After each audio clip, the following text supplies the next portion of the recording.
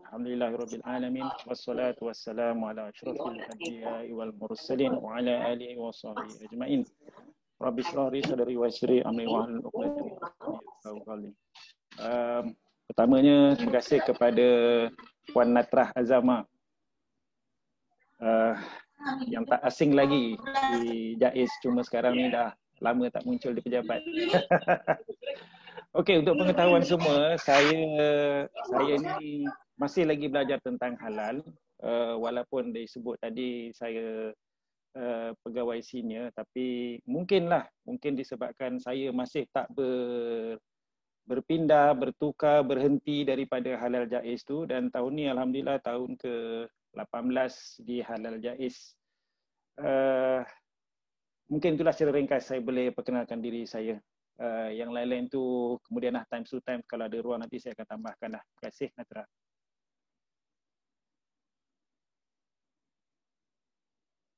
Sebagai pegawai senior di Jabatan Agama Islam Selangor, itu dalam unit pensijilan halal, apakah perbezaan besar di mana pada bulan September hari itu seminar MPPHM kita baru 2020 telah dikeluarkan.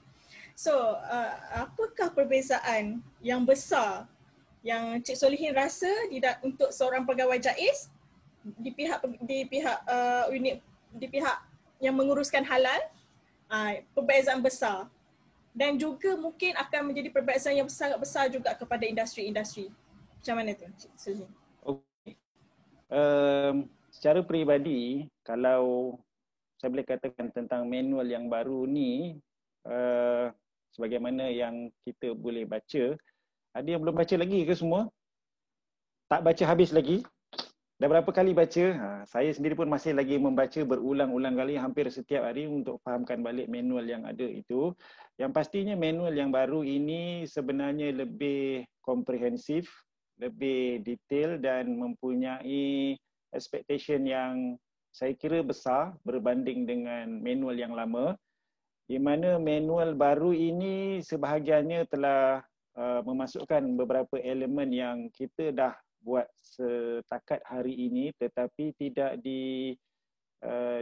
ditulis atau disebutkan secara eksklusif dalam manual. Contohnya macam whitelist ataupun ISPHM, ataupun kita sebut tentang jawatankuasa halal dalaman yang ada disebutkan, tetapi dikembangkan supaya menjadi lebih komprehensif.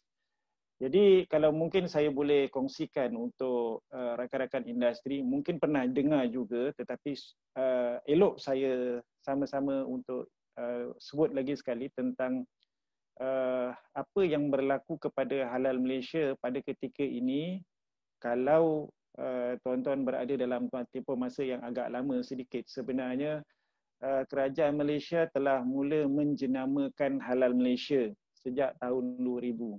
Hampir 20 tahun dah kerajaan menjenamakan halal Malaysia. Dan kalau kita dengar, kalau kita teliti sejarah juga, sebenarnya halal Malaysia ni dah lebih daripada 50 tahun. Cuma di peringkat awal itu, kalau kita tengok sedikit tentang sejarah halal Malaysia ni, lebih kepada untuk menyelesaikan isu umat Islam yang ada di Malaysia tentang halal tak halalnya makanan yang kita ada atau produk-produk yang kita ada. Tetapi pada tahun 2000, menjelang tahun 2000 ini, kerajaan telah mula menjenamakan halal Malaysia kepada satu keadaan yang kalau kita pernah dengar sebelum ni, Malaysia sebagai hub halal dunia. Masih lagi dasar itu dilaksanakan, masih lagi berterusan, tetapi apabila dasar ini dipromosikan, dikempenkan oleh kerajaan Malaysia pada hari ini, kita nampak kesan domino yang ada dari sudut respon industri terutamanya terhadap halal Malaysia telah membawa, kalau masa saya mula kerja dulu untuk pensijilan halal, 3 kategori industri sahaja yang ada, iaitu penghilangan produk makanan, premis makanan dan juga rumah sembelihan. Yang pasti hari ini dah ada 8. InsyaAllah dalam manual yang baru ni, kalau ikutkan Januari 2020, ready ataupun tidak kita tengok nanti, akan ada skim yang baru iaitu medical device. Jadi kalau dilihat dari segi sub-industri yang ada di bawah skim-skim yang ada pun sebenarnya pada ketika ini, saya melihat di jabatan respon industri kepada halal ni bukan lagi dalam situasi yang normal ataupun biasa. Banyak kategori sub-industri yang baru telah mula pergi kepada persijilan halal. Kalau sebelum ni banyak kepada benda-benda yang prosesnya agak kompleks. Macam contoh kalau makanan tu makanan yang dah jadi macam sausage, dah jadi macam produk-produk siap yang lain. Tetapi demand itu pergi kepada sampai produk-produk yang awal sebelum jadi makanan itu tadi. Jadi ini semua menjadikan halal yang ada pada hari ini lebih besar. Jadi bila lebih besar sebenarnya menjadi satu cabaran kepada baik JAIS maupun JAKIM ataupun Jabatan Agama Islam Negeri yang lain untuk menguruskan jumlah industri, produk dan juga kerenah yang ada di peringkat industri ini dengan berkesan. Sebab kita tahu lagi kalau dalam peribahasa Melayu, besar periuk, besar kerak. Bukanlah bermaksud lebih banyak industri, lebih banyak masalah, tetapi lebih banyak benda nak dilihat, lebih banyak benda nak difikirkan. Jadi kalau menggunakan pendekatan yang lama, yang pastinya pendekatan yang lama ni tidaklah salah, tetapi lebih kepada end product testing. Maknanya kalau di industri sebelum ini dah buat produk di peringkat R&D, dah siap, baru kita pergi pada persijilan halal. Kita fikirkan bagaimana produk ni boleh dapat persijilan halal. Tetapi dengan besarnya industri yang ada ini, kalau pendekatan ini masih dibuat, dia akan memberi tekanan kepada, bukan saja pada syarikat, kepada pihak berkuasa juga untuk menguruskan permohonan sebab industri perlu bergerak cepat dan dinamik. So ini menjadi cabaran untuk permohonan ini diluruskan dengan cepat dan berkesan. Nak tambah staf, itu sesuatu yang masih lagi berjalan, tetapi itu memberi tekanan juga dari sudut kemampuan kerajaan dan juga pengurusan yang ada ini untuk menguruskan jumlah manusia yang ramai. Jadi sebenarnya di sebalik manual yang ada, di sebalik MS yang ada, peraturan ataupun penambahbaikan yang kita dah mula nampak sekarang, kalau saya boleh rekaskan sedikit daripada celoteh saya sebentar tadi, direction ataupun hala tuju halal Malaysia pada ketika ini sedang diubahkan kepada lebih memberi autonomi kepada orang di industri. Ataupun dalam bahasa lebih mudah, lebih kepercayaan cuba diwujudkan kepada industri bila mana industri boleh internally self-compliance. Maknanya di peringkat industri, apa yang ada itu sebenarnya just a matter kalau industri yang membuat klaim kepada pelanggan, kami adalah halal. Mungkin akan ada sedikit rasa pelik kepada pelanggan sebab bila kita bekerja dengan syarikat A sebagai contoh, kita sendiri klaim syarikat kita, produk kita adalah halal, mungkin kita ada bias dekat situ. Ini yang menyebabkan pada ketika ini persijilan halal itu menjadi popular sebab Jabatan Agama sebagai pihak ketiga yang memberikan pengesahan berdasarkan kriteria yang kita telah kita telah war-warkan secara publik. Jadi kalau di peringkat syarikat dalaman, walaupun mengatakan kami menggunakan kriteria yang sama tetapi kami tak ada persijilan halal. Kami mengesahkan bahawa kami adalah mematuhi persijilan halal. Jadi itu ada sedikit konflik, maka itu menjadi sesuatu yang bermasalah. Jadi direction yang ada pada hari ini sebenarnya diolahkan supaya industri boleh secara dalaman sebenarnya self-compliance dan peranan Jabatan Agama selepas ini akan lebih kepada memberikan satu yang berbentuk validation ataupun pengesahan bahawa sebenarnya syarikat adalah self-compliance. Jadi kalau nak tanya apa perbezaan yang besar, soalan Natrah di awal tadi itu kan, manual yang ada ini, kalau kita tengok lebih penekanan kepada peranan eksekutif halal, Jabatan Kuasa Halal Dalaman yang ada di situ. Sebab tu kita nampak 2011 dulu adanya manual halal insurance system. Kemudian dalam versi yang baru ni ada disebutkan sebagai Malaysia Halal Management System yang lebih detail. Kalau sebelum ini industri nak buat sistem jaminan halal yang bergabung dengan HASIP sebagai contoh atau bergabung dengan HAS Majlis Ulama Indonesia tidak jadi masalah, tetapi dalam MHMS yang baru ini penekanan tu perlu kepada syarikat wujudkan sistem jaminan halal secara stand alone ataupun independent. Maknanya untuk yang Indonesia punya ada sendiri, yang Malaysia punya ada sendiri, yang HACCP ada sendiri, yang halal ada sendiri. Mungkin boleh interrelated tetapi perlu diwujudkan secara berasingan. Jadi rasional ataupun big picture di sebalik ini yang saya boleh sebut di awal ini adalah untuk mempersiapkan industri supaya pendekatan end product testing itu boleh kita ubah kepada daripada awal build for compliance. Jadi apabila pendekatan ini berjaya dicapai di peringkat industri, secara tidak langsung sebenarnya bukan saja memudahkan tugas pegawai di Jabatan Agama Islam, tetapi akan menjadikan industri itu lebih bersedia, dan dengan itu mungkin apa yang diharapkan daripada industri dari segi proses yang lebih mudah, lebih cepat, lebih mesra kepada industri boleh kita capai. Tak mustahil dengan perubahan-perubahan yang ada ini nanti sampai ke peringkat sijil dalam masa mungkin 2 hari, 3 hari boleh lulus. Dan pemantauan mungkin lebih minimal sebab kita tahu di peringkat dalam masyarakat pemantauan ataupun konsistensi kepada pemantauan halal itu memang tidak menjadi masalah walaupun Jabatan Agama kurang membuat pemantauan atau pemantauan itu dilonggarkan daripada mod yang biasa. Itu yang saya boleh ceritakan secara ringkas, di mana penekanan lebih kepada peranan Jabatan Kuasa Halal Dalaman dan Eksekutif Halal sebab ini yang akan menjadi enjin kepada kawalan proses, kepada pengurusan rekod, kepada hala tuju halal yang ada di setiap syarikat. Okey Nat, ada apa-apa lagi yang boleh ditambah atau tak jelas? Okey, berdasarkan daripada perangan Cik Solihin tadi, Cik Solihin ada menyebut tentang peranan eksekutif halal. Okey, daripada keperluan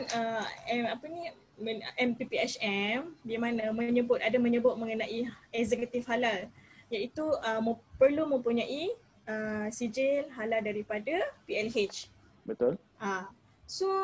Macam mana Cik Solihin rasa untuk kita industri ini, sebab dalam masa 2 bulan sahaja. Okey, dalam masa 2 bulan sahaja sebelum dia dikot puasa, iaitu pada bulan 1. Baik. Bagaimana industri ini untuk bersedia sebab nak pergi hantar training juga di zaman pandemik ni. So macam mana tu Cik Solihin untuk industri memberi tanggungjawab, macam company tu menyuruh dia punya staff pergi training halal eksekutif. So macam mana tu? Baik, saya kira antara sesuatu atau perkara yang menjadi mungkin cabaran kepada eksekutif halal yang ada di industri ini adalah sebenarnya bukan training itu Nat. Sebenarnya yang utama adalah di sebalik training itu apa yang diharapkan adalah kompetensi. Itu expectation daripada Jabatan Agama sebenarnya. Kompetensi pegawai yang dinamakan sebagai eksekutif halal itu untuk menjaga halal di industri. Sebab macam sebut di awal tadi, ke arah untuk memberi lebih kuasa otonomi, ke arah lebih memberi kebebasan. Sama macam kalau kita, masa kita kecil-kecil dulu, nak keluar rumah pun orang tu akan temankan kita, betul tak? Tapi bagaimana mak ayah kita mempersiapkan kita dari segi mental, fizikal, spiritual, sehinggalah lepas kita SPM, kalau sesengah kita yang duduk di kampung yang jauh-jauh, hantar ke college, ke universiti yang jauh daripada mak ayah. Jadi sebenarnya yang lebih adalah kompetensi ataupun keupayaan eksekutif halal itu tadi untuk menguruskan halal. Jadi untuk mempersiapkan eksekutif halal kepada ini, antara yang boleh dibantu oleh Jabatan Agama supaya benda ini tadi mempercepatkan proses ini adalah dengan melalui kursus eksekutif halal. Sebab dalam kursus ini, kalau sebahagian besar daripada kita dah pergi kepada kursus ini, walaupun mungkin tajuk-tajuk atau pengisiannya macam agak biasa kita dengar ataupun dah kita ketahui, tapi sebenarnya untuk diwujudkan keseragaman. Saya ada bercakap dengan beberapa wakil syarikat yang pernah berjumpa saya di pejabat tentang isu time yang agak singkat. Di peringkat Jabatan Agama sebenarnya kalau tidak kerana COVID, saya percaya JAKIM lebih awal mengumumkan manual prosedur perjalanan Malaysia ni untuk memberi lebih masa kepada rakan-rakan di industri untuk membuat persediaan. Cuma pastinya pada ketika ini, tempoh 2 bulan ni memang mungkin ramai yang tak berkesempatan, tetapi sebagaimana saya sebut di awal tadi, saya pernah beritahu kepada mereka yang pernah berjumpa saya tentang JAKIM sebenarnya secara informal telah mula memberitahu tentang keperluan latihan eksekutif halal kompetensi ini awal lagi masa tahun lepas bila JAKIM keluarkan draft untuk ulasan awam berkaitan dengan MPPHM dan juga MHMS. Dan saya percaya kalau kita buka balik dalam portal Halal Malaysia, di ruangan pengumuman itu, draft itu masih ada. So, kami di JAIS sebenarnya ada melihat semasa permohonan itu diuruskan, contohnya semasa audit, ada yang dah pergi kursus, ada yang belum pergi kursus, ada yang dah mula update manual khas kepada versi yang baru, ada yang masih macam management kata tunggu keluar berkeliling dulu. Jadi kami tidak boleh berbuat apa-apa melainkan memberi lebih masa kepada industri, tetapi sebenarnya advantage kepada mereka di industri halal eksekutif yang ambil peluang awal untuk siapkan keperluan yang ada ni seawal yang mungkin. Namun sebenarnya untuk mereka yang saya faham di industri ni kadang nak tinggalkan kerja 10 hari contoh. Kan 10 hari untuk pergi kursus halal eksekutif bukan satu benda yang mudah. Macam sekarang ni kita bekerja di rumah ni pun walaupun duduk di rumah tapi kerjanya tak sama. Kan dengan ada anak dan yang lain-lain komitmen di rumah. Jadi yang pasti kalau Januari nanti masih lagi tak selesai, pandangan saya maklumlah balik kepada Jabatan Agama, bincanglah elok-elok supaya mungkin pertimbangan itu boleh diwujudkan. Jadi dalam tempoh terdekat ni tak ada pilihan yang ada. Kalau sempat, kalau dapat join mana-mana kursus eksekutif halal ataupun mana-mana syarat lain selain daripada eksekutif halal itu tadi, buatlah.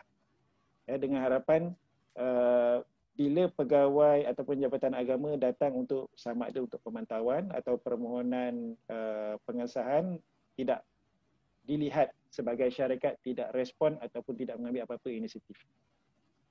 Kalau boleh saya bagi penyelesaian sedikit begitulah. Okey ke? Okey, mengenai sambunganlah mengenai untuk eksekutif halal ni. Di mana dekat pasaran sekarang kita lihat banyak harga untuk eksekutif halal yang telah ditawarkan. Ada disebabkan oleh COVID ni, so ada yang bagi sesi online yang mana harganya paling murah iaitu RM1,000 dan juga ada sampai RM4,000. So bagaimana dari pihak daripada pihak JAIS macam mana untuk mengawal harga kawalan tu, harga shilling untuk eksekutif halal untuk ialah untuk permohonan, ialah adalah wajib. Bila dah dijadikan wajib, seorang mungkin akan ada kesempatan terhadap training-training akan dijalankan.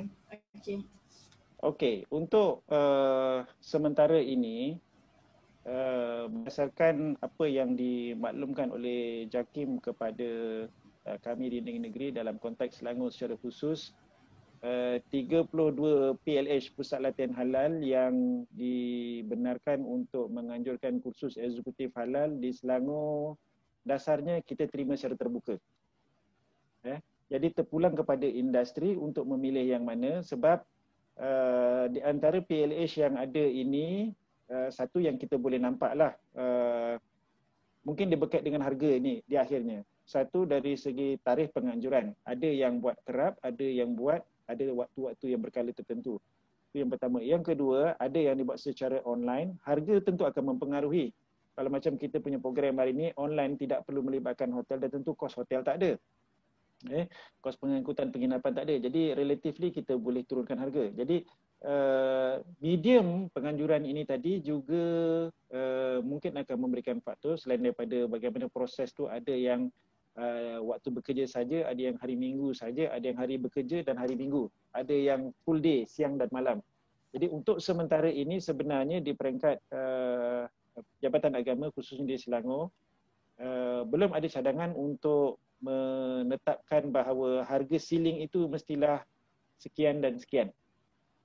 Jadi kalau mungkin ada cabaran di peringkat industri berkaitan dengan harga yang berbeza ini tadi, mungkin wakil industri boleh maklumkan kepada kita untuk kita lihat. Sebab di peringkat jabatan, apa yang saya lihat, 32 PLH yang ada ini telah dinilai dan telah diuruskan dengan baik oleh JAKIM, dan setakat hari ini tidak ada apa-apa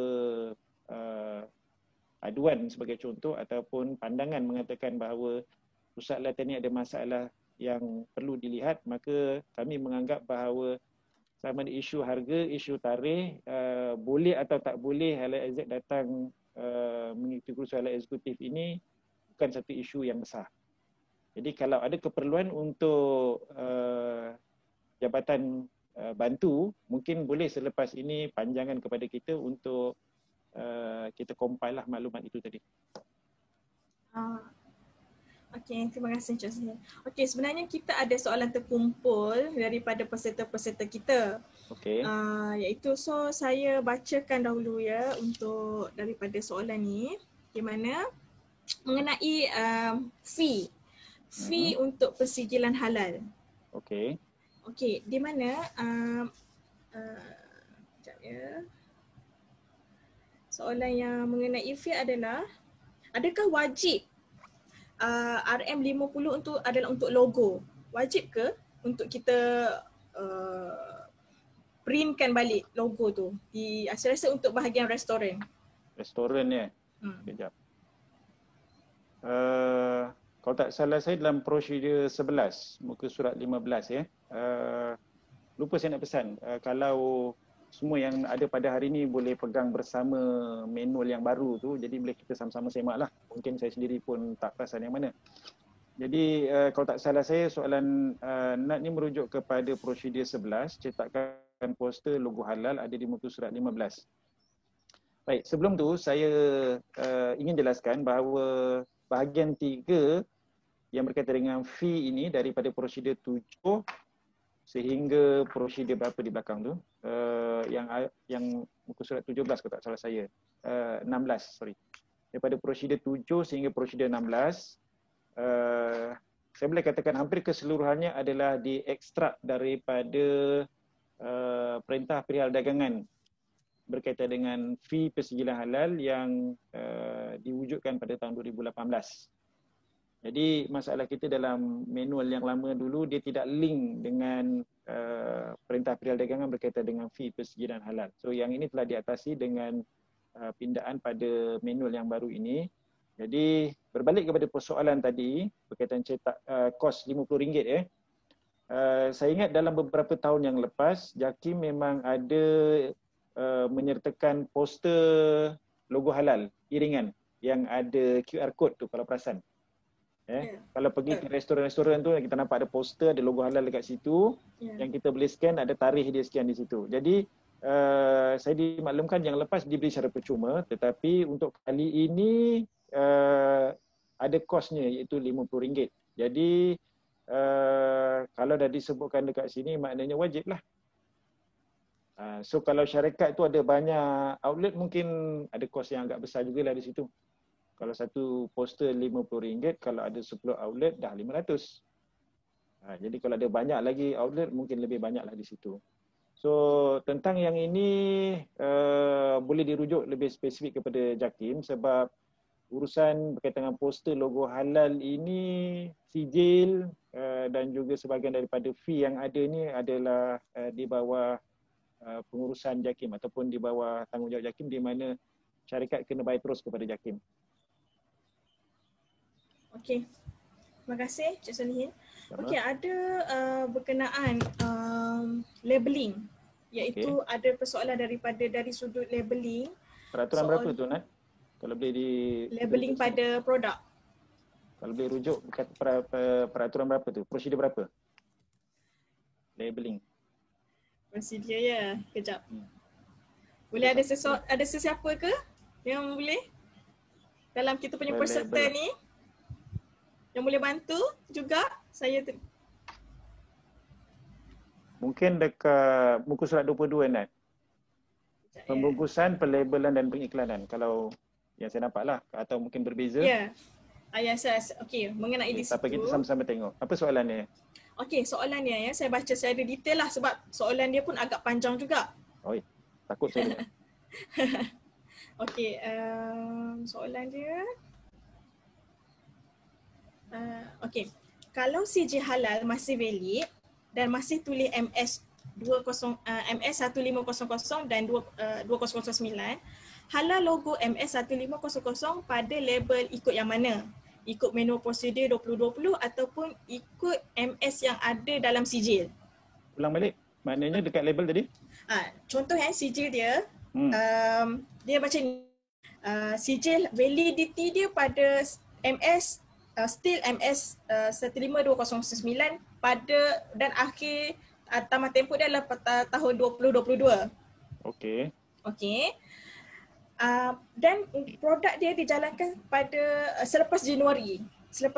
So label dia ni nak ikut yang mana? Ikut MS 1500 sahaja ataupun MS kena ada tahun 2009 tu? Okey. Kalau pemahaman saya ni tak betul, nanti tolong beritahu ya. Ya. Setakat apa yang saya faham, ini adalah isu berkaitan dengan dua tarikh yang peralihan melibatkan dua tarikh. Ya, betul. Perkara yang kita perlu penuhi bila melibatkan tempoh peralihan. Okey, sebenarnya perkara yang kita mungkin perlu perjelaskan kalau konflik berlaku lah, khususnya bila mungkin masa audit pegawai nyatakan logo ni dah tak boleh guna, contohnya packaging ni dah tak boleh guna sebab guna logo lama. Jadi apa yang boleh dimainkan oleh pihak industri sebenarnya untuk menjelaskan supaya maklumat itu diterima dan boleh dihadamkan oleh pegawai semasa proses itu berlaku. Yang pastinya pada ketika ini, logo MS 1500 2009 yang ada pada label itu telah dicetak awal. Betul kan? Logo telah dicetak awal dan dicetak dalam satu kuantiti yang banyak. Ini kita cerita tentang packaging roll sebagai contoh yang ada biasa di kilang-kilang. Mungkin satu roll itu mengambil masa, katalah produk yang ada itu, satu roll itu memerlukan masa selama sebulan untuk habis di kilang dan syarikat akan membuat pesanan untuk mungkin 50 roll yang mengambil masa untuk next cycle order packaging material kalau tidak ada apa-apa perubahannya selepas 6 bulan. Contoh, ini sekadar simulasi yang saya kira secara tidak spesifik lah. Dalam tempoh bulan Januari hingga bulan 6, packaging ini digunakan. Katalah pada bulan 2 SOP dikuatkuasakan. Contoh, macam sekarang ni ada packaging yang dah sampai untuk percetakan semula, contohnya pada bulan 11 atau bulan 12. Prosedur baru ni dikuatkuasakan Januari 2021. Nampak tak? Next order kalau packaging ni habis, kalau tak ada apa-apa pindaan pada mungkin bulan 4 atau bulan 5 contohnya. Dan prosedur dikuatkuasakan bulan 1, pada bulan 2 syarikat buat permohonan. Maka boleh jadi macam soalan tadi itulah, sebenarnya packaging ni sebenarnya nak guna logo yang mana. Baik. Kalau ikut dari segi kehendak prosedur, apa yang ideal? Sebenarnya pada 1 Januari semua logo yang ada dibetulkan. Boleh tak sebenarnya berlaku? Kalau syarikat, ada syarikat yang saya lihat, labelnya itu syarikat cetak secara in-house. Ada syarikat yang macam itu. Dia ada mesin untuk mencetak label, yang mana dekat situ dia akan cetak nama produk, ingredient, logo halal, nama syarikat. Ada syarikat yang seperti itu. Dia ada printer di sini untuk cetak logo. Jadi yang ini sebenarnya menjelang Januari, syarikat perlu ambil tindakan untuk betulkan logo dan juga MS yang ada itu tadi. Bagi syarikat yang macam saya sebut di awal tadi, packaging itu telah dicetak lebih awal dan dia belum habis untuk cetakkan semula, maka sebenarnya pihak syarikat perlu bagi penjelasan kepada pegawai bahawa packaging ini adalah packaging yang telah dicetak awal dan perlu digunakan sebelum percetakan baru dibuat. Lebih baik juga pada waktu itu syarikat menjelaskan rancangan syarikat untuk percetakan yang baru, supaya pegawai boleh terima bahawa sebenarnya ada inisiatif di peringkat syarikat untuk mengemaskini dan mengambil tindakan terhadap peraturan yang baru berkaitan dengan logo itu. Menjawab tak persoalan itu? Okey, so maksudnya di sini jika company tu dia nak cetak logo baru pada Februari 2021 dengan meletakkan MS1500 sahaja.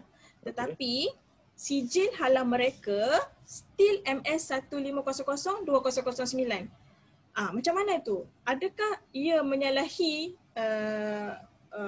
prosedur untuk persetujuan halal ataupun pihak syarikat perlu memohon untuk printkan balik sijil di mana cetakan pada sijil tu iaitu MS1500-2019 ataupun boleh digunakan sijil yang lama iaitu MS1500-2019. Baik. Sorry saya potong. Ada lagi tak? Apa? Okey, betul.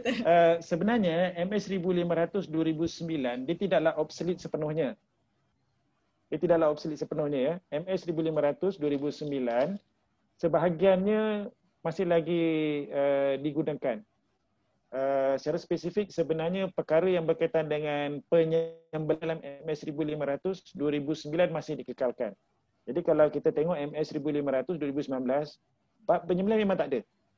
Sebab rancangannya JAKIM dan Jabatan Standard nak mewujudkan satu MS baru khusus berkaitan dengan penyembelihan. Jadi selagi MS ini tak wujud, perkara yang sedia ada dalam MS 1500 2009 berkaitan dengan sembelihan itu masih lagi berjalan dan MS 1500 2009 itu masih lagi relevan untuk part atau bahagian yang berkaitan dengan penyembelihan. Selain daripada itu untuk produk makanan kita kena ikut pada MS 1500 2019. Jadi untuk skim rumah sembelih dia masih lagi perlu menggunakan MS 1500 2009. Tapi untuk penghilangan makanan, premis makanan kena ikut MS 1500 2019. Baik, berkenaan dengan sijil yang masih lagi dalam tempoh sah bila prosedur baru ini telah dikuatkuasakan. Setahu saya sehingga hari ini JAKIM tidak mengeluarkan apa-apa kenyataan mengatakan syarikat perlu pulang balik sijil untuk percetakan semula. Kan kalau percetakan semula biasanya kalau disebabkan ralat di peringkat urus dia, JAKIM memang tidak kenakan apa-apa charge. Tapi kalau ralat disebabkan syarikat mungkin tertinggal nama jalan ke, nak huruf besar, huruf kecil semua tu, biasanya akan di-charge tambah RM50 untuk satu sijil. Jadi sehingga hari ini JAKIM tidak mengeluarkan apa-apa kenyataan tentang perkara ini. Jadi dianggap maknanya sijil itu yang masih lagi ditulis di situ MS 1500 2009 walaupun versi baru dah bertukar masih lagi relevan. Sebab makluman terakhir yang saya dapat pada waktu ini sijil halal yang ada di JAKIM mereka sedang nak betulkan sebab ada perubahan nama penandatangan. Itu pun maklum Ketua Pengarah JAKIM dah bertukar. Yang sedia ada dalam menandatangani dalam sijil yang sekarang ni kita dah maklum yang arwah Datuk dah meninggalkan kita. Jadi dalam tempoh peralihan ini akan ada perubahan. Jadi mana-mana sijil yang masih lagi valid dengan nombor yang lama sehingga ada pengumuman daripada pihak JAKIM benda tu tak valid, kena tukar balik atau kena ada bayaran, dianggap sebagai tidak dapat isu. Boleh tak seperti itu? Okey. Boleh. Okey, apa kata kalau kita buka soalan kepada peserta-peserta? Ada soalan ke dari pihak peserta? Kita buka 2-3 soalan. Nampak ni ada jawapan ni tadi pasal harga kursus eksekutif halal ni tidak lebih 3,500 untuk orang awam dan 1,200 bagi pelajar. Jadi yang lebih-lebih pada tu kena buat penyelarasan lah semula ni. Terima kasih yang belum menjawab ni. Siapa yang menjawab ni? Okey, saya jawapan. Ustaz Ilyas saya jawab tu. Ustaz Ilyas. Ustaz Ilyas jawab. Terima kasih Ustaz Ilyas. Okey, kita buka soalan ya daripada peserta sesiapa ingin bertanya mengenai yang topik kita iaitu mengenai labeling persijilan halal. Sebab sekarang kita tengah masuk dalam topik tu, so boleh masuk kalau ada apa-apa soalan. Silakan. Silakan. Perkara berkaitan dengan label ni saya suka untuk kita sama-sama ambil perhatian lah sebab biasanya packaging ni dia bukan satu dua tau. Dia akan banyak, satu. Yang kedua, lepas tu saya selalu sebut kalau di pejabat tu, simple mistake ataupun careless mistake yang orang boleh mudah nampak dan kita senang kantoi bahasa mudah dia adalah pada label. Jadi saya selalu sebutkan kepada kawan-kawan di pejabat tu supaya be particular buat label. Sebab public akan nampak macam logo tu valid ke, nama syarikat tu salah ke, ataupun tak ada dalam senarai kelulusan. Kalau nak tahu babi tu cerita lain. Bukan tak kritikal juga, tapi kena pergi makmal. Iyalah, betul. Kalau label ni, budak-budak pun boleh nampak ada logo halal tak ada logo halal. Jadi saya suka nak ingatkan untuk sama-sama kita ambil perhatian. Bila berlaku kesilapan berkaitan dengan label, kita memerlukan satu komitmen yang besar. Nak tukar, nak buat blog baru. Lepas tu packaging lama kita nak buat apa, nak lupuskan duit, nak guna ada masalah. Jadi tolong bagi perhatian lebih pada label ni sebab kami pun, saya pesan pada kawan-kawan di pejabat tu untuk be particular about label. Okey, baik Ustaz. Saya minta kepada kita punya peserta Syafiqah Bahari boleh panjangkan soalan ni kepada panel kita secara verbal. Silakan Syafiqah. Syafiqah. Mana dia?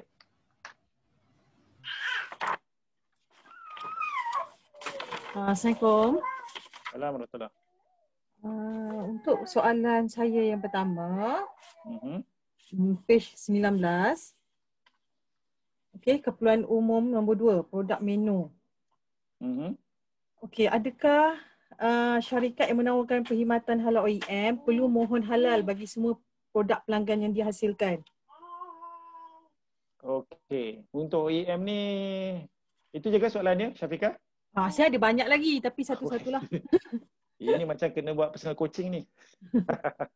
Boleh. Okey, ada disebutkan ni, saya ulangkan balik. Kalau ikut bahagian 5 keperluan persediaan halal yang Puan Syafiqah sebut tadi, keperluan umum prosedur 17 kurungan 2B. Semua produk atau menu yang masih dihasilkan hendaklah dimohon SPHM. Baik.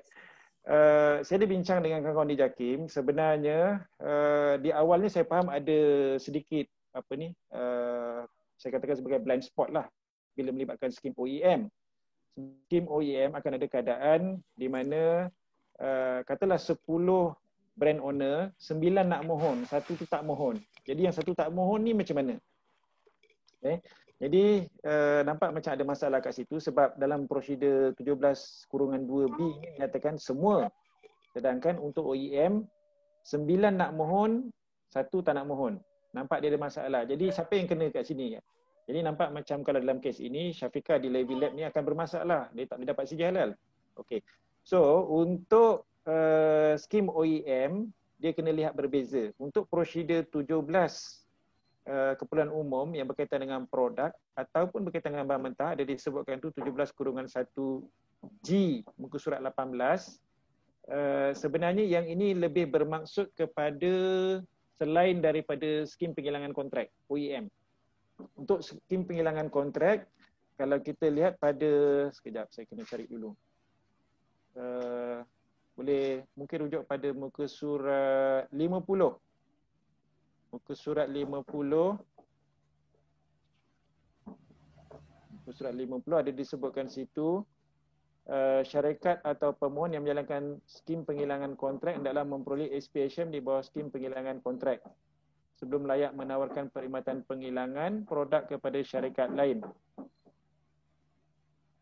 Skim ini tidak boleh digunakan sebagai perlakuan halal ke atas produk yang dihilangkan dan setiap produk yang ingin menggunakan logo halal hendaklah membuat permohonan SPHM mengikut skim yang berkaitan.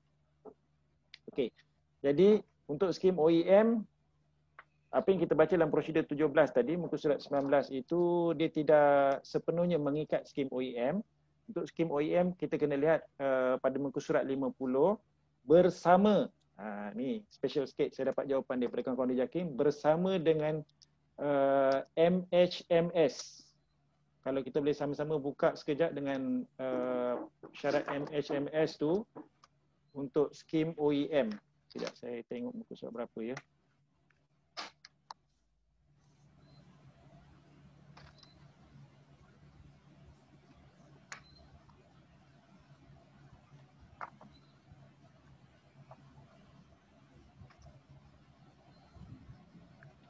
Nat, boleh buka MHMS tak? Sekejap ya. Ada tak? Ada. Muka surat 20. Muka surat 20 MHMS. Minta sama-sama kita tengok. So untuk kes Syafiqah dan rakan-rakan di industri yang membuat skim penghilangan kontrak, kilang OEM kena mohon sijil pengesahan halal. Kemudian untuk brand owner dia tak wajib untuk mohon sijil pengesahan halal. Betul tak? Macam mana syarikat nak uruskan supaya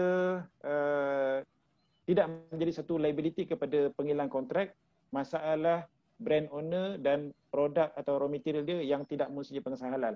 So ada disebutkan dalam MHMS muka surat 20 skim penghilangan kontrak untuk industri besar dan sederhana dan juga kecil dan mikro.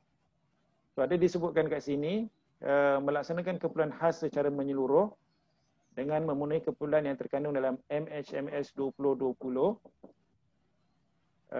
Syarikat atau pemohon hendaklah pergi kepada nombor 2 dan 3 Roman, membangun prosedur kawalan halal bagi penerimaan pelanggan serta penerimaan bahan mentah pelanggan. Kemudian menyediakan senarai pelanggan, senarai bahan mentah dan produk yang dikilangkan. So, ini juga disebut dalam industri kecil dan mikro pada nombor 3 Roman bagi memasukkan elemen 2 dan 3 Roman yang ada daripada industri besar dan sederhana. So untuk kes penghilangan kontrak macam Syafiqah tadi, memadai dengan menyediakan apa yang disebutkan kat sini, menyediakan senarai pelanggan, senarai bahan mentah dan produk yang dikilangkan. Jadi brand owner sebagai contoh tadi ada 10 di kilang Level Lab buat produk kosmetik. Mungkin 9 mohon sijil pengesahan halal, yang itu tak jadi masalah, urus seperti biasa sama ada Level Lab yang buatkan permohonan ataupun brand owner sendiri buat permohonan. Tapi untuk satu yang tak mohon sijil pengesahan halal tu sebagai penghilang kontrak yang terikat dengan keperluan skim OEM. Jadi Level Lab perlu memastikan senarai pelanggan, senarai bahan mentah dan produk yang dikilangkan itu disediakan. Maknanya Level Lab tak perlu mohon sijil pengesahan halal, memadai dengan menyediakan siapa brand owner yang tak mohon sijil pengesahan halal, senarainya itu, kemudian apa produk-produknya dan apa bahan-bahan mentahnya yang digunakan. Jelas tak? Syafiqah, mana Syafiqah? Okay, let's say macam Levi, selain kita buat OEM, kita ada juga buat permohonan skin kosmetik sendiri. And sometimes customer nak kita yang apply guna nama kita, meaning packaging adalah alamat Levi semua. Tapi ada juga customer yang tak nak, meaning ada barang Levi yang brand owner adalah Levi ataupun customer yang applicantnya Levi, tapi ada separuh yang tak nak, ada separuh yang tak nak. Ini untuk skin produk ya Ustaz? Produk kosmetik. Nah, kalau macam tu macam mana? Kalau macam itu, dekat packaging dia akan letak nama Levi sahaja ke atau nama dia ada atau nama dia sahaja? Kalau brand owner customer, of course lah, sebab requirement NPRA mesti ada juga nama dia. Tapi as a Levi applicant, kita wajib letaklah alamat Levi. Cumanya untuk produk skim, untuk skim produk ni memang akan ada yang apply, ada yang tak apply, ikut customer juga. Betul. Jadi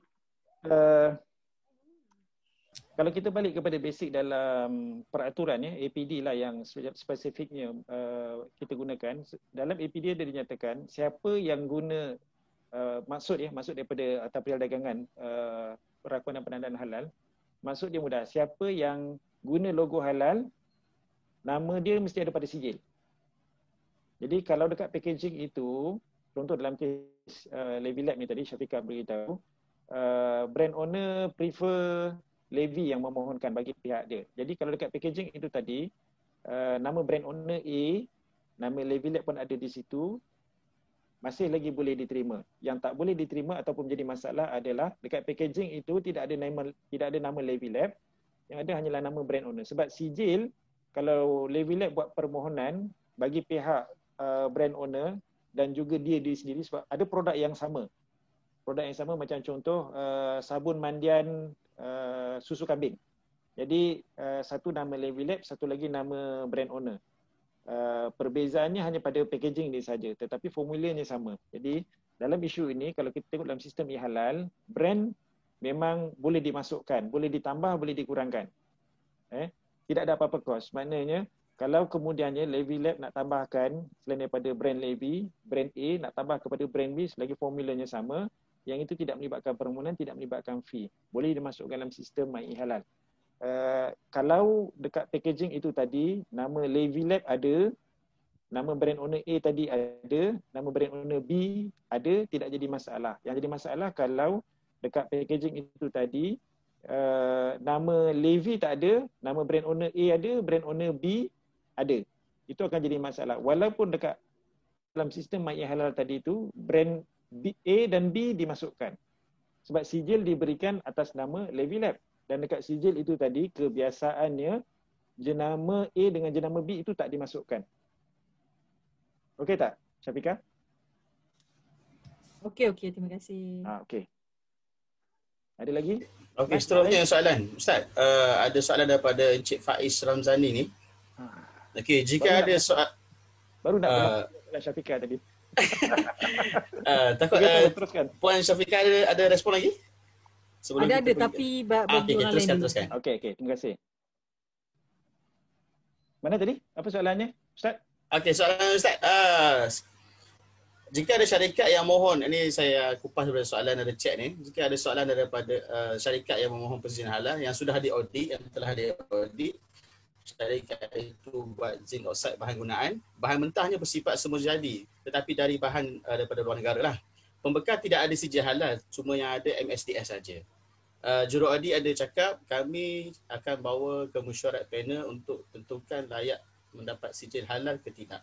Kalau tidak, kena ada sijil halal bahan mentah juga. Bagaimana nak selesaikan, Ustaz? Okey. Benda ni ada disebut dekat, kejap mana ya? Cuba pergi Nat muka surat 18. Keperluan umum persijilan halal, prosedur 17, keperluan umum 17-1 bahan mentah. Ini ke? Surat 18? 18. Mana ni? Oh, okey. Kita punya versi macam lain ni. Betul tak? Ya. Cari prosedur 17, keperluan umum. Okey. Surat kita lari kot. Ini 13. Okay, kalau yang ada pada saya ni disebutkan mana ya? Umum Ustaz. Okey. Nampak ke? Prosedur 17 ni. Okey. Okay, kita tengok situ ya.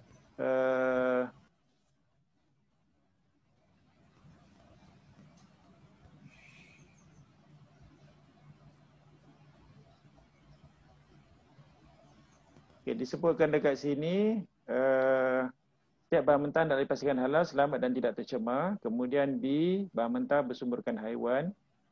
C, bahan mentah yang bersumber haiwan yang diimport. Okay. Kemudian D, bahan mentah tidak dipersijilkan halal atau dipersijilkan halal oleh badan persijil tidak diiktiraf oleh JAKIM, hendaklah mempunyai dokumen sokongan yang lengkap mengandungi komposisi bahan, carta alir dan sumber bahan mentah. Dia ada pada D ni kalau kita baca isu apa tadi? Apa nama bahan ni tadi Ustaz? Ustaz Reza, apa nama bahan ni tadi? Zinc oxide. Zinc oxide ni guna untuk apa ya? Zinc oxide ni guna untuk apa ya? Saya kira sebenarnya macam ni pegawai-pegawai di Jabatan Agama bila menguruskan persijilan halal, sebenarnya dia perlu tahu sangat banyak benda. Tapi sebenarnya sangat banyak benda dia pun dia tak tahu. Kalau Kalau satu hari tu dia jumpa 10 orang, 10 orang tu bukan satu industri yang sama. Ada yang kosmetik, ada yang makanan, ada yang rumah sembelih, ada yang barang gunaan. Jadi dia kena jadi macam komputer, multitasking, kena tukar sana, tukar sini. Jadi over the time untuk pegawai-pegawai yang banyak expose kepada industri permohonan, kompetensi dan knowledge dia lebih baik, tetapi tak mustahil akan ada benda-benda yang masih lagi tidak ada dalam istilahnya dalam dia punya memory lah. Jadi peranan rakan-rakan di industri ni tadi adalah untuk bantu. Sebab di awalnya bila tak ada maklumat, pegawai akan membuat bukan satu kesimpulan, tapi sebenarnya membuat satu justifikasi bahawa benda ini grey area. Grey area bukan dalam bidang kepakaran dia untuk buat keputusan, boleh tidak. Jadi perkara-perkara ini perlu dirujuk kepada panel untuk keputusan. Saya bagi contoh, ada satu permohonan yang pernah kami uruskan yang nampak macam pelik. Selalunya kalau di industri, karat ni menjadi satu masalah. Karat. Jadi karat ini pula digunakan dalam proses penapisan air. Kan? Jadi bila pergi datang ke kilang, dekat kilang ni yang ada adalah besi-besi karat. Lepas tu karat daripada besi tadi dikumpulkan, diletakkan dalam satu tempat dan air dialirkan melalui karat ini tadi. Cuma air itu tidak mengandungi karat tadilah. Dia akan ada melalui satu tiub lain dan di luar tiub itu ada karatnya. Jadi ini menjadi persoalan sama ada perlu tak untuk persijilan halal. Lepas tu ada masalah tak kalau diberikan persijilan halal. So di peringkat pegawai audit dia tak boleh nak menjawab persoalan ni. Jadi tentunya dokumen sokongan macam tadi, kalau contohnya MSDS ke apa, memang tidak akan memberi apa-apa maklumat. Jadi dalam kes ini kebiasaannya pegawai akan bawa kepada mesyuarat untuk mesyuarat bincangkan. So selagi belum dibawa kepada mesyuarat, selagi ada ruang, kalau syarikat boleh bantu dengan dapatkan apa-apa saja maklumat, sama ada MSDS, COA, lab report atau mungkin proses flow, ataupun mungkin ada setengah syarikat saya tengok dia buat halal questionnaire untuk bantu industri dapatkan maklumat yang lebih spesifik berkaitan dengan halal. Kalau ada maklumat-maklumat ini boleh dilampirkan untuk menyokong permohonan itu. Boleh tak jawab soalan macam tu? Jelas tak? Ustaz Rizal? Boleh Ustaz, boleh dah. Okey. Ada lain? Okey, ada lain daripada soalan peserta? Okay. Saya lagi. Dua orang. Okey, so go. Okey. Okay, kita bagi kepada Miss Waina dulu. Okay, saya ada soalan. Okay. Jika produk dikeluarkan pada 31 Disember 2020, kira hujung tahun lah. Okay. Dan shelf life produk adalah 3 tahun. So maksudnya nanti dia expired Disember 2023 lah. Okay. And then logo halal dekat label masih lagi MS 1500 2009.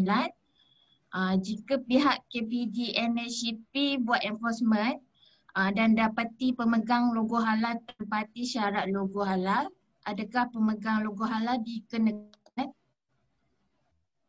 Then itu sajalah. Okey. Terima kasih Waina. Apa pandangan? Ada masalah ke tak sebenarnya? Sebenarnya yang utamanya dari segi enforcement, ni saya ajar sikit lah taktik, bukanlah taktik tapi dia lebih kepada bagaimana enforcement tu lihat sesuatu isu enforcement. Biasanya enforcement ni akan cuba cari kes yang nampak mudah untuk prima facie, straightforward. Tips dia begitu. Maksudnya memang syarikat ni diketahui sijil halal dia dah expired, dia tak mohon renew, ataupun memang dia tak pernah mohon sijil pengesahan halal. Lepas tu ada komplain, apa lagi, maklumat-maklumat yang lebih mudah begini untuk mereka buat enforcement. Tetapi untuk kes macam ini bukanlah tidak buat enforcement, sebab dia ada satu lagi pendekatan dalam cara enforcement ini bekerja. kalau ada sijil halal sekalipun, ada aduan. Mengatakan ada benda yang pelik-pelik dekat situ. Enforcement masih akan datang untuk buat penyiasatan. Jadi kalau dalam isu ini kita katakan dalam situasi betul-betul dekat penghujung siaran MS 1500 2009 kepada MS 2019, sepatutnya kalau pegawai yang datang itu tak faham, tanggungjawab syarikat untuk menjelaskan, macam saya sebut di awal tadi, produk ini dikeluarkan pada waktu ini, 31 Disember 2019, sebelum prosedur baru dikuatkuasakan. Kemudian packaging ini tadi telah dicetak, telah digunakan lebih awal sebelum perkeliling itu ataupun pemakluman itu dibuat. Jadi selain daripada dua perkara ini, keperluan-keperluan perundangan yang lain pihak syarikat telah cuba pastikan dipenuhi, maka sepatutnya kalau cara kita approach dan juga apa-apa yang kita bawa untuk menyokong penjelasan kita itu tadi tidak ada kecacatannya, sepatutnya dari segi enforcement mereka boleh rasionalkan.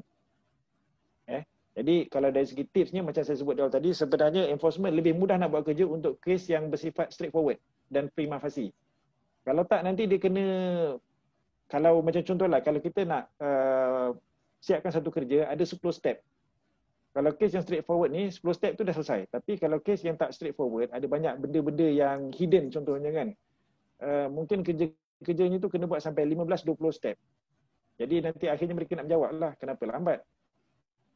Dan lebih tak bagus nanti katalah dah penat buat kerja tapi tidak ada kes dekat situ. Jadi penat. So selalunya mereka akan lebih utamakan kes-kes yang bersifat prima facie dan juga ada potensi untuk prima facie dan juga straightforward. Jelas tak, Wena?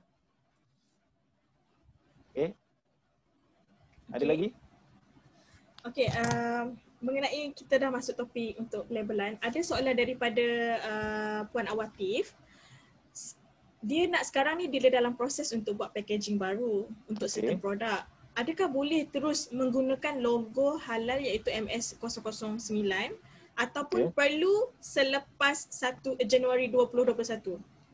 Okey. Produk ni terus ada di market ke ataupun macam mana? Puan Awati boleh tolong panjangkan? Ya, dah ada di market. Okey. Gini selalu juga orang tanya tentang nak guna logo. Ini bukan cerita MS 1500 2009 2019 ni, tapi lebih kepada produk ni dalam proses boleh tak kita nak cetak nak guna logo halal. Baik. Jawapan sebenarnya saya sebagai, kalau dijak itu sebagai ketua sekretariat kepada Persijilan Halal, saya bukan orang yang berautoriti untuk memberi kebenaran. Yang berautoriti adalah jawatankuasa.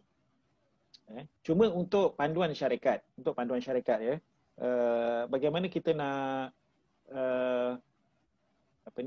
menguruskan situasi ini tadi, sebab industri dia perlu bergerak secara dinamik dan juga praktikal. Jadi kalau ikut dari segi maksud perundangan, sebenarnya masalah akan berlaku kalau produk ini menggunakan logo tapi tak ada sijil dalam transaksi perniagaan. Yang dimaksudkan di sini adalah transaksi perniagaan apabila berlakunya proses penawaran dan pembelian. Jadi kalau sebagai satu contoh, kalau di peringkat syarikat mencetak logo halal tetapi tidak menjual lagi produk ni tadi, sebab di peringkat syarikat biasanya kan ada dia punya timeline, produk ni akan ada di pasaran pada 1 November 2020. Tapi proses pembuatan bukanlah 31 Oktober. Proses pembuatan mungkin berlaku pada 1 Oktober. Di antara 2 Oktober sehingga 31 Oktober ni dia akan berlaku proses penyimpanan, proses QA, proses pengedaran, proses ejen sampailah kepada store. Pada 1 November baru produk ni ditawarkan untuk penjualan kepada orang awam. Dan masalah sebenarnya berlaku bila pada 1 November sijil itu tak ada. ataupun dalam kes ini tadi pada 1 November mungkin syarikat Awatif ni tadi dah cetak logo baru. 1 November ni tadi produk ni dah mula dijual di pasaran. Yang itu mungkin boleh ada masalah. Boleh faham tak? Maknanya sebelum 1 November, kalau dicetak sekalipun, kalau dikilangkan sekalipun, selagi tak dijual kepada orang awam, proses transaksi perdagangan di mana penawaran dan penjualan itu tidak berlaku, syarikat boleh buktikan, boleh yakinkan melalui aktiviti-aktiviti sebenarnya packaging ni memang dah guna logo halal tetapi dia tidak dijual lagi. Dia masih lagi dalam rantaian kawalan syarikat. Maknanya daripada warehouse, plain packaging, dikilang, dia dah masukkan dengan produk, lepas tu hantar kepada DC, distribution center, kemudian hantar kepada wholesaler, kepada agent, kepada retailer, tapi benda ni belum dijual lagi. So dari segi peruntukan undang-undang sebenarnya, kesalahan itu belumlah menjadi satu kesalahan yang jelas. Tetapi kalau bertanya kepada sekretariat, sebenarnya kami tidak ada autoriti untuk membenarkan syarikat menggunakan logo halal tanpa ada kebenaran daripada jawatankuasa ataupun panel yang meluluskannya itu. So, dalam kes ini, apa yang boleh dibuat, kalau syarikat nak membuat satu pendekatan yang mungkin selamat dari segi prosedur, tapi tak selamat dari segi kos, kaedah dia macam tadilah, cetak packaging yang lama yang kita bincang tadi kan. Tapi nanti bila dah cetak untuk stok file yang ada untuk setahun sebagai contoh, bila auditor datang untuk pemantauan sebagai contoh, dia kata packaging ni dah obsolete, logo halalnya, kenapa masih guna lagi? Tetapi kalau nak cetak baru akan ada masalah sebab prosedur belum dikuatkuasakan. Jadi salah satu caranya adalah mungkin di peringkat syarikat boleh write in kepada urus dia untuk urus dia dapatkan konsen daripada panel ataupun jawatankuasa yang meluluskan. Okay. Kalau dari segi nature, structure perundangan ataupun governance berkaitan dengan penggunaan logo halal yang saya boleh jelaskan, syarikat selagi belum jual, proses penawaran, penjualan dan pembelian itu belum berlaku, kalau guna logo halal sekalipun di peringkat kilang sebenarnya belum jadi kesalahan. Yang dijadikan kesalahan dan penguatkuasaan akan dibuat apabila berada di pasaran. Orang dah mula beli. Sebab undang-undang menyatakan produk-produk yang dijual hendaklah ada sijil halal yang sah. Yang ini belum dijual lagi. Menjawab tak soalan? Awatif? Ya, faham. So kalau nak write in, boleh, tak ada masalah. Ada masa lagi untuk dijawab lah oleh jawatankuasa yang ada. Okey, Cik Sanhin. Kita ada soalan mengenai label juga, iaitu di dalam keperluan MBPH 2020 ada mengatakan mengenai yang pelabelan pembungkusan tadi, di mana maklumat-maklumat yang berikut mesti dipamerkan, iaitu nama produk. Saya share skrin kejap. Surat apa tu? Muka surat 23. Okey. Surat 23. Nama produk, nama dan alamat pemegang SPHM. Okey. Lepas tu yang ketiga, logo Malaysia berserta MS dan nombor rujukan 10 angka terakhir. Okey, apa soalan dia? Soalan dia, lepas tu kan MS 1500 sahaja. Okey. Okey. Di dalam prosedur juga, iaitu di muka surat, kejap ya, ada mengatakan contoh halal logo yang dimasukkan, ada kejap, surat 83. Cik Salim boleh buka kepada muka surat 83? 83. Okey, bentuk dan ciri-ciri halal logo Malaysia yang mengatakan adanya tahun di belakang. Okey. So di situ yang ini sebenarnya ada amendment di peringkat JAKIM ni sebenarnya. Ada amendment. So perlu dicetak MS 1500 sahaja ataupun termasuk tahunnya di belakang? Yang ni boleh tak saya simpan sekejap soalan ni? Saya nak carikan jawapan dia. Ada jawapan itu? Okey. Okey, boleh. Simpan sekejap soalan ni. Okey, daripada peserta ada soalan ke lagi? Daripada Nur Fadlin ke? Saya nak tanya boleh tak? Boleh. Boleh on mic. Syafiqah. Okey, Syafiqah boleh Syafiqah. Okey, saya nak tanya muka surat 22. Okey, bahagian 6A. Pembungkusan pelabelan hendaklah dipastikan halal. Okey, maksud dipastikan halal tu adakah perlu logo halal? Sebab setakat ni kita hanya bagi kuesioner je dekat supplier packaging. Okey. Baik, tentang prosedur 6A muka surat 22 yang Syafiqah sebut tadi itu, ini sebenarnya adalah general clause berkaitan dengan pembungkusan dan pelabelan. Maknanya kalau yang di bawah tu dia lebih spesifik, B, C, D, E sampai kepada J itulah. Jadi ini satu statement generik yang umum tentang sebagaimana yang diharapkan packaging dan pelabelan tu hendaklah dipastikan tidak ada apa-apa masalah. Jadi untuk sementara ni pada waktu ini memang industri packaging walaupun ada MS MS berkaitan dengan packaging, sebenarnya kita tak praktis certify packaging material ni. Ada demand pertanyaan daripada industri, tetapi setakat maklumat yang saya ada belum ada packaging tu sendiri. Kalau ada pun adalah raw material untuk packaging. Contohnya macam PET resin yang buat botol air mineral tu kan. Ada PET resin yang itu ada dapat CJ halal. Tapi botol air mineral tu tak ada. Ada yang bertanya, contohnya syarikat ni dia buat tong jerrycan untuk minyak yang 25 liter macam itulah. Tapi untuk sementara ni masih lagi kita tak beri. Dulu pernah ada flexi bag untuk produk liquid macam minyak, lepas tu asid macam itulah. Pun CJ pengesahan halal, adalah sekejap dapat, tapi lepas tu JAKIM minta stop lah. So, untuk packaging secara spesifik memang tak ada lagi kita certify. Kalau ada pun lebih kepada raw material packaging tu, tapi itu pun tak banyak. Saya nak tambah sikit lah tentang packaging ni, boleh tak Nat untuk semua ambil perhatian? Boleh. Kalau dalam prosedur lama MPPHN 2014, pengiklanan tak disebut tau.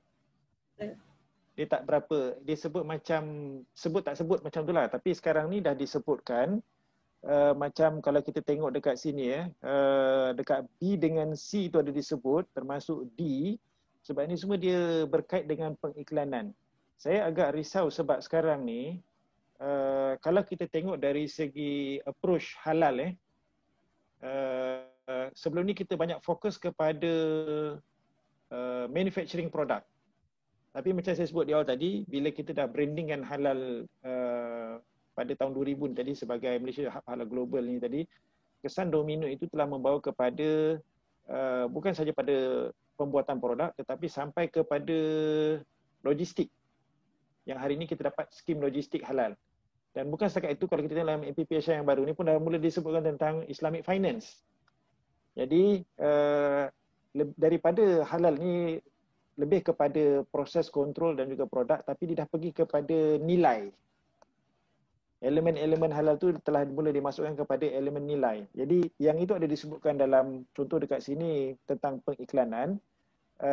Saya agak concern di sini sebab nanti produk tak ada masalah, alat eksekutif kompeten, syarikat mungkin kalau tak whitelist pun tapi dia dapat kemudahan ISPHM yang fast track apa semua tu. Laporan pemantauan tidak ada apa masalah, logistiknya halal, tetapi dia akan sangkut dekat pengiklanan. Kalau kita perasan setengah produk yang lebih kepada makanan kesihatan lah sebagai contoh kadang-kadang kalau kita tengok dia punya bahan-bahan pengiklanan dia nampak macam, maaflah kalau yang besar nak kecil itu dia akan gambar yang menunjukkan besar kepada kecil.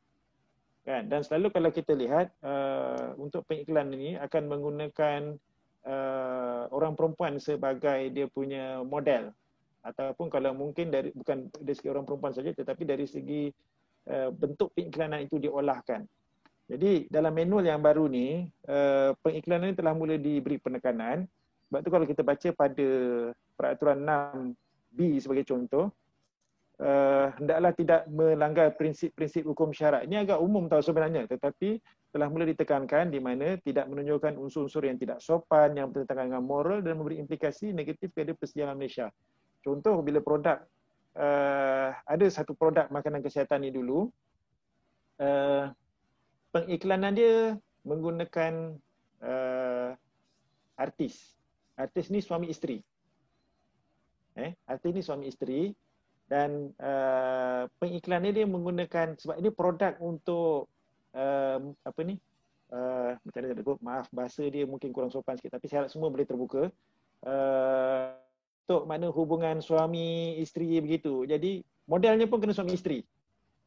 So, bila kita tengok produk tu halal, bahannya kami dah nilai tak ada masalah, tapi bila pergi kepada pengiklanan, bila modelnya walaupun suami isteri tapi dengan aksi-aksi yang mesra begitu, dalam hal kita akan lihat. So sebelum ni tak begitu ditekankan, tetapi saya bimbang nanti rakan-rakan yang ada di industri eksekutif halal, elemen ni dah mula diberi penekanan.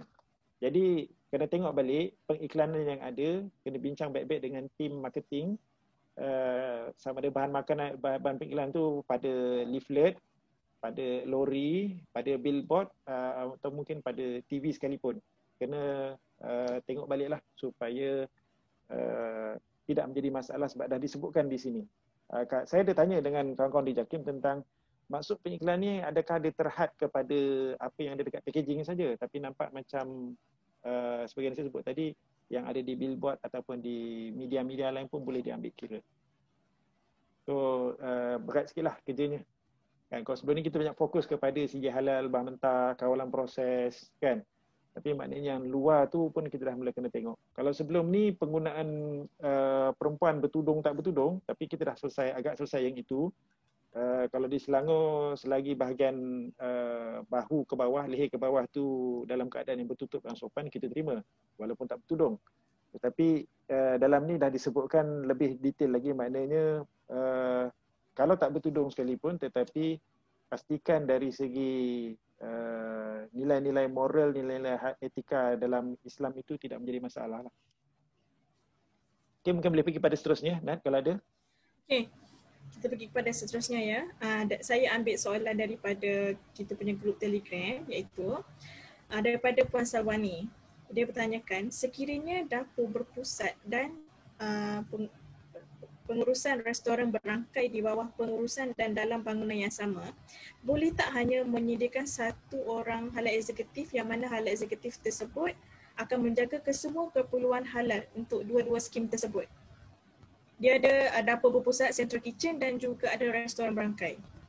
Boleh ke satu halal eksekutif sahaja untuk menguruskan bahagian untuk permohonan halal ke apa ke? Macam mana?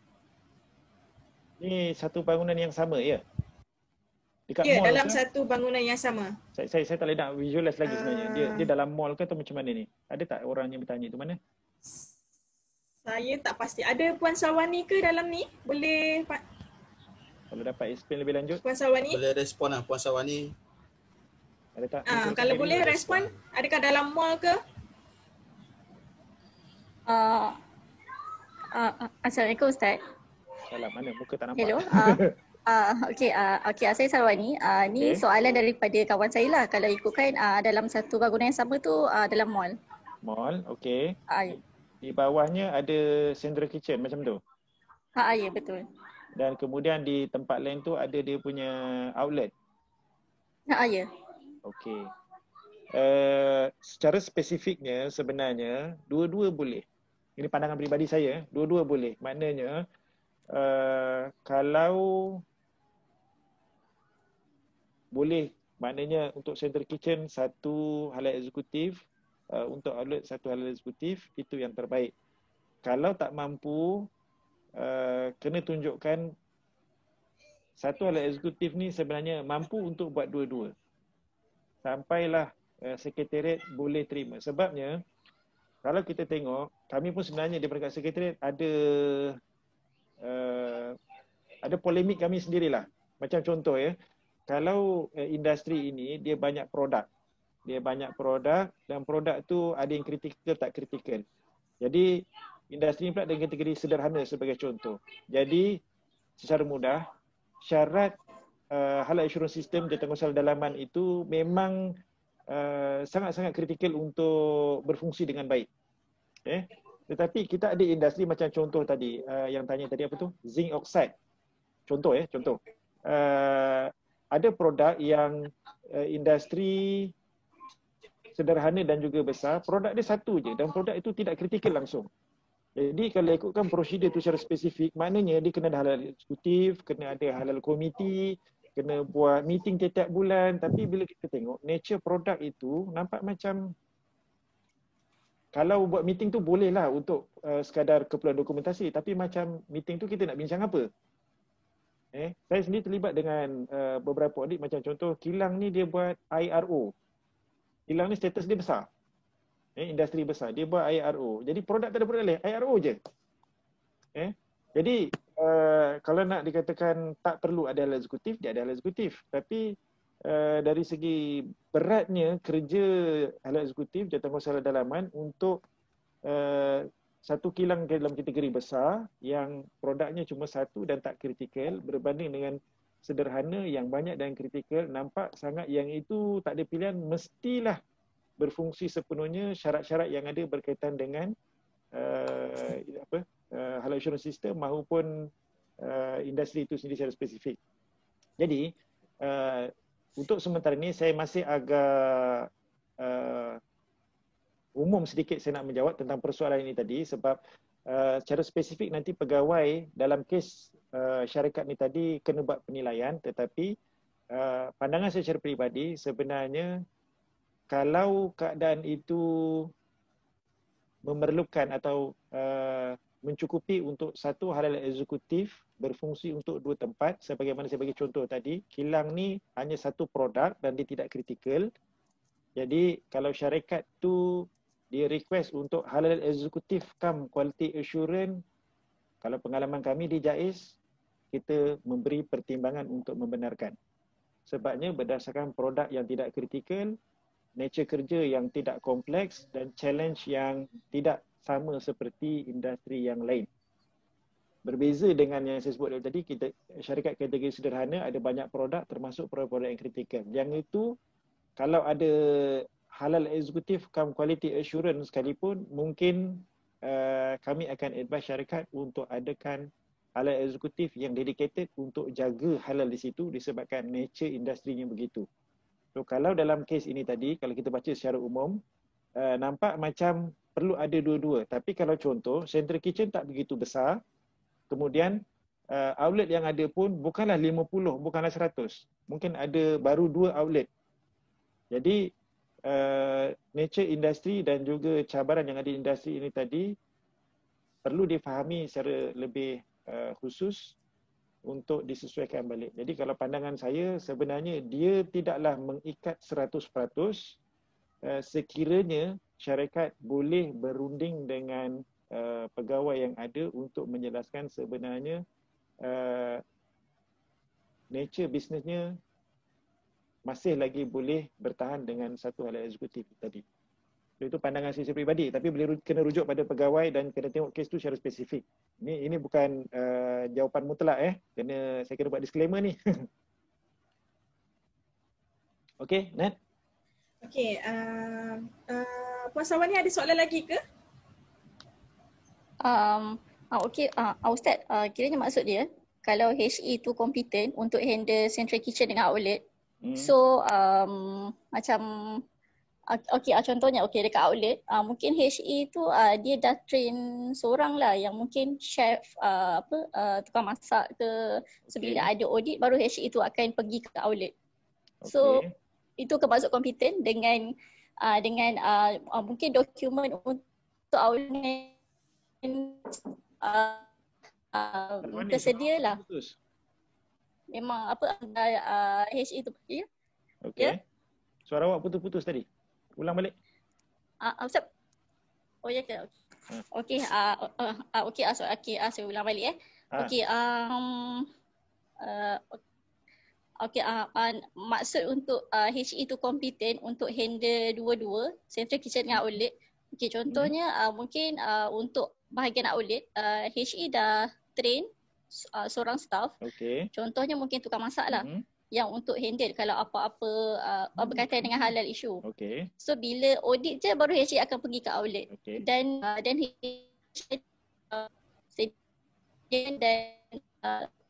suara awak putus-putus balik.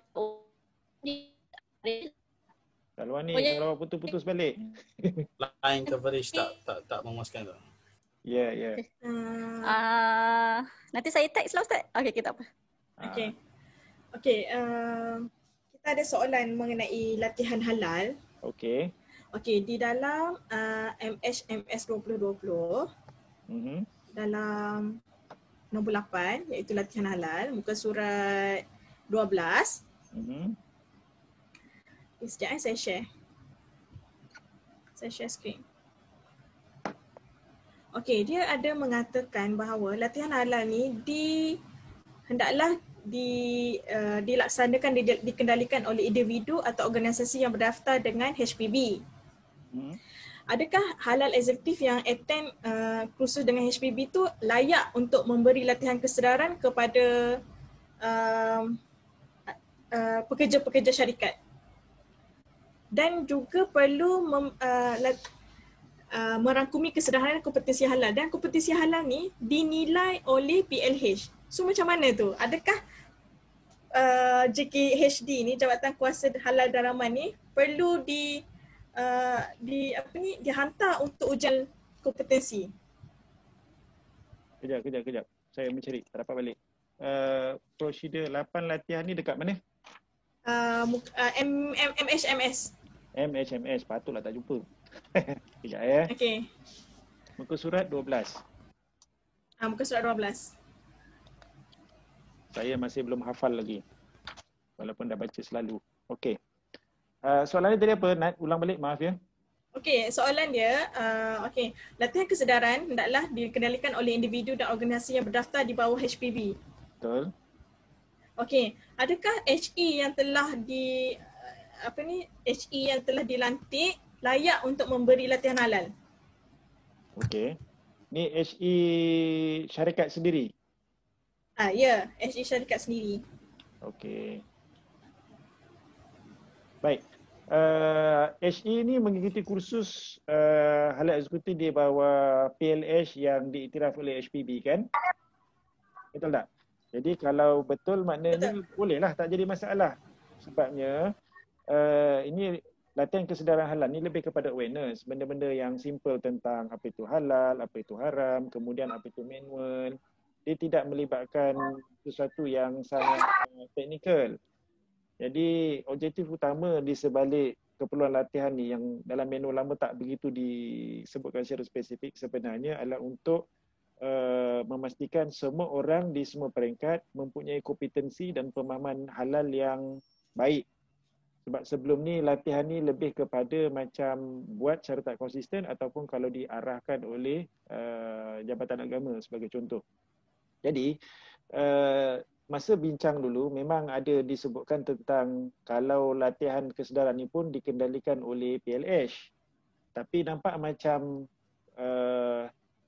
satu yang mencabar juga sebabnya walaupun PLH kita ada 32, satu dari segi kos. Yang kedua, apa guna ada halal exact yang kita dah acknowledge dia sebagai kompeten tetapi kita tidak optimize tenaga yang ada itu tadi. Jadi maka dengan sebab itu latihan kesedaran halal di peringkat dalaman boleh kalau nak macam syarikat menggunakan halal eksekutif yang sedia ada di peringkat syarikat ataupun kalau mungkin nak libatkan daripada PLH sendiri tak jadi masalah. Boleh. Atas strategi syarikat masing-masing. Bagaimana pula dengan latihan kompetensi? Adakah wajib untuk semua ahli jawatan kuasa dalaman untuk pergi? Okey. Di bawah 8F. 8F tu ya.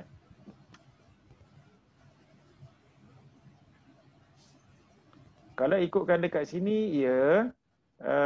Boleh dibuat secara in-house ataupun boleh buat secara outsource lah maksudnya. Kalau tak dapat semua orang pergi dalam satu masa ataupun buat secara in-house, panggil PLH untuk mengajar di syarikat, boleh sebahagian daripada JKHD yang ada tu untuk pergi ke kursus public yang dianjurkan oleh PLH ataupun pihak-pihak yang diiktiraf lah. Matlamat utamanya adalah untuk memastikan bahawa semua yang ada di dalam itu bukan saja dari segi basic awareness tentang halal dia ada, tetapi kompetensi untuk kawalan bahan mentah, kawalan rekod, kawalan proses, keperluan-keperluan spesifik berkaitan dengan sijil halal ini tadi, mereka benar-benar faham dan mereka benar-benar boleh kuasai. Jadi yang ini kalau disebutkan ada dinyatakan kat G tu 3 tahun sekali. Asalnya nak bincang 3 tahun tau. Jadi kita setuju 3 tahun sekali sebab mungkin ini lebih fair lah kepada industri. Nanti mungkin kalau tak sesuai dalam prosedur baru akan dipindah balik lah. Mungkin jadi 5 tahun ke, atau kalau kursus pengendali makanan sekali dalam tempoh hayat kita kan. Okey, maksudnya jika ujian kompetensi itu dinilai oleh syarikat itu sendiri adalah tidak valid lah. Saya kira boleh buat dua-dua. Kalau syarikat ada kapasiti untuk buat penilaian kompetensi, dan perkara ini kalau dirujuk kepada Jabatan Agama boleh terima dan memperakui bahawa skala penilaian itu wajar, pada saya boleh. Kalau mungkin syarikat di peringkat dalaman tak berkemampuan, tapi PLH sebagai contoh ada keupayaan untuk buat itu, pun boleh dioptimiskan. Pokok pangkalnya sebenarnya di akhirnya daripada latihan ni, matlamat yang dicapai adalah kompetensi. Sebab tu kalau kita tengok syarat eksekutif halal yang awal lagi di situ kan, disebutkan dekat situ atau sekurang-kurangnya 5 tahun pengalaman bekerja. Kan? Sebab kita tahu ada orang yang dia tidak melalui bidang akademik sebagaimana disebutkan dalam syarat awal, tetapi bila dah duduk di peringkat syarikat, orang ini memang ada kompetensi untuk buat kerja di peringkat syarikat tetapi tak dikelayakan dari segi akademik. Maka ini yang kita bincang dan kita persetujui. Jis utama di sebalik syarat yang kita letakkan tu sebenarnya kita nak kompetensi. Jadi bila kompetensi itu boleh dicapai, maka sepatutnya isu-isu yang bermasalah sekarang ini boleh dikurangkan dan boleh diatasi dengan lebih baik lah. Okey, sekarang dah 10.30. Ada kata commercial kalau break kita tak? Rehat dulu 10 minit. Kita rehat 10 minit. Okey.